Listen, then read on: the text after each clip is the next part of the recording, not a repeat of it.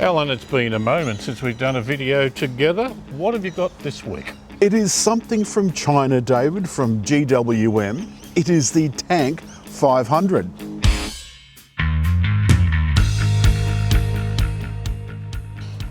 What can I tell you, David, about the Tank 500? Well, where does it fit into the market?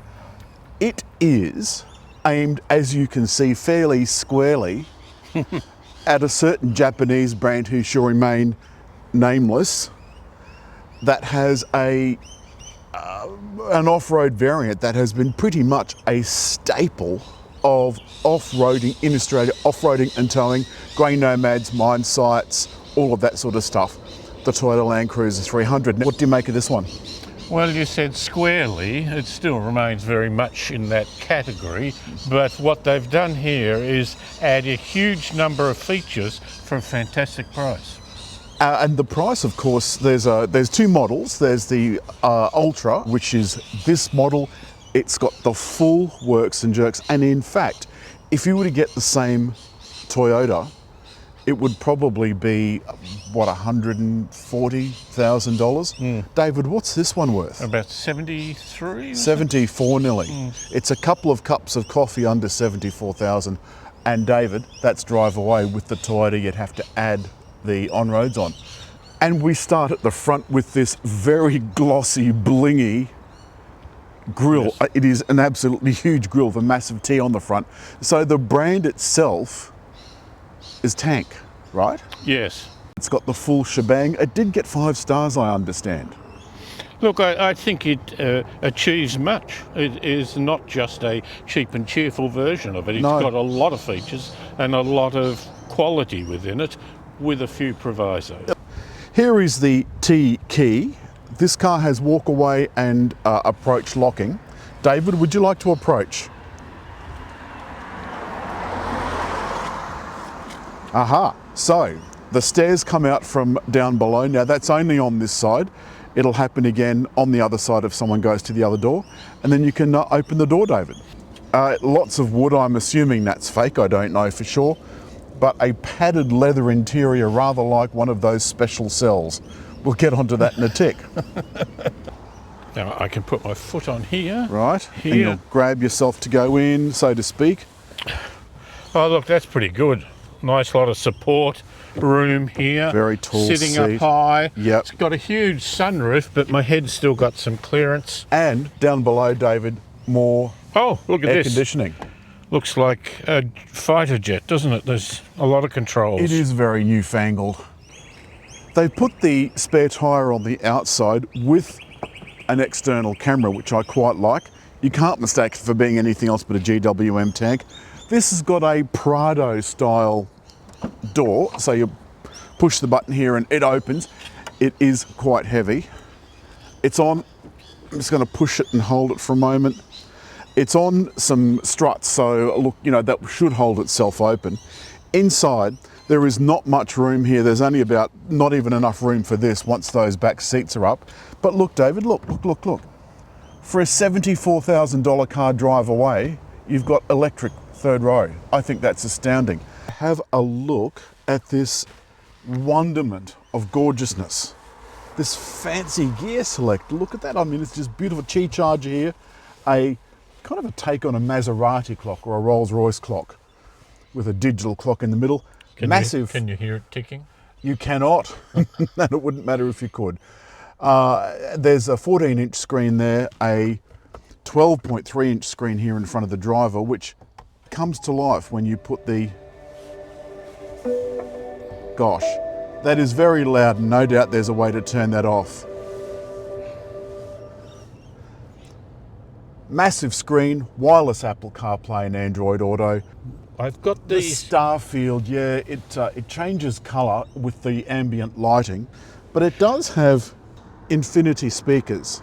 There's a range of buttons along the bottom of the clock, and that's for climate control. There's the four-wheel drive and off-roading controls here for high, low, and this appears to be skid steer. I haven't tried it, but I'm not going to either. There's brake hold, the electric brake, and a Qi charger. The front seats have heating and cooling. The back seats also have heating. And David, one of the other many wonderments this thing has is the ability to park itself. It was almost uncanny to use. I know you don't like using these things, but the 360-degree camera gave you a pretty good view of what it was doing. And it will also go into parking spaces where there are no cars either side and still get you fairly well within the lines, something most cars can't manage. This is the screen for off-roading. It's got the off-road bits and bobs over on this side. Rather like a Range Rover, you can watch it and the things are locking and unlocking and all that sort of stuff. And David's just commented on the air pressure in the tyres. Accuracy is astounding. But it's also giving you the temperature. How the hell does it know that? We haven't talked at all about the drivetrain. So this is full four-wheel drive with full low and all of that sort of palaver. But David, what's its other USP? The engine, and it's a hybrid. That's right. And it's a very small engine. It's a 2 litre. 2 litre? For something this large, but... 2 litre turbo. Oh, certainly turbo. But the electric motor must be significant because the power output, 200 and... how many is it? 55, 65, something like that. And the torque is well over 600. Torque over 600 is staggering. I've put it into drive and we've felt the petrol engine cut in then. Again, it does feel a little bit small and a little bit insignificant.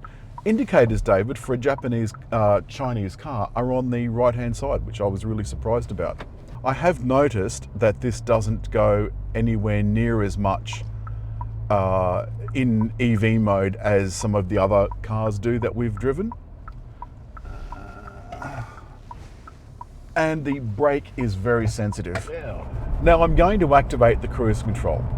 No, I'm not. I'm going to activate the wipers. Now I do have my cruise control on, but one of the things that this was doing the other day was it wasn't activating the cruise control and it wouldn't tell me why. And the reason why is it won't activate in automatic drive mode. It will only operate in normal for bikes, quite frankly. Now, would you like sport mode? It might be a good idea. Sport mode. There you go. I've got, as soon as this guy goes, I've got plenty of time. But we'll see if we can. Oh, that's much better. No, well, that's right. So, you know, considering this is a 2000, I think it's 650 or thereabouts kilo car, that feels brisk. Now, what I did was I put it in automatic, right?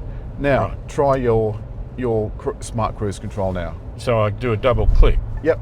See? Failed to activate. But it doesn't tell you why. Right. Now, if I go to... Why did it fail to act? Because I was in auto. Now do it. Oh, Double tap. Hey? auto.